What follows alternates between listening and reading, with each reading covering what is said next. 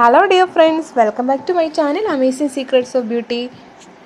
ഇന്നിവിടെ ഞാൻ തയ്യാറാക്കുന്നത് ബനാന ഷേക്കാണ്. വളരെ എളുപ്പത്തിൽ തന്നെ തയ്യാറാക്കാം. അതുപോലെ തന്നെ നിങ്ങൾക്ക് ഇതെല്ലാവർക്കും ഉണ്ടാക്കാൻ അറിയാവുന്നതാണ്. എന്നാലും ഞാൻ ഒന്നുകൂടി കാണിക്കുന്നതാണ്.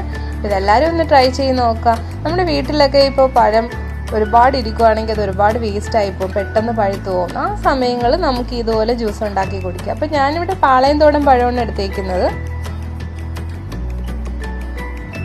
ഇനി ഇത് ചെറുതായിട്ടൊന്ന് അരിഞ്ഞെടുക്കാം.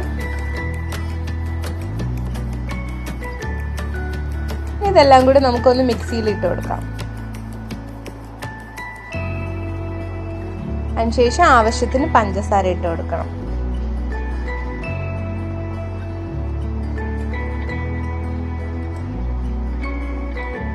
ഇനി ഇതിലേക്ക് പാൽ ഒഴിച്ചു കൊടുക്കാം. പാല് ഞാനിവിടെ തിളപ്പിച്ചാറ്റിയതാണ്. എന്നിട്ട് ഞാനൊന്ന് കുറച്ച് തണുപ്പിച്ചതാണ്.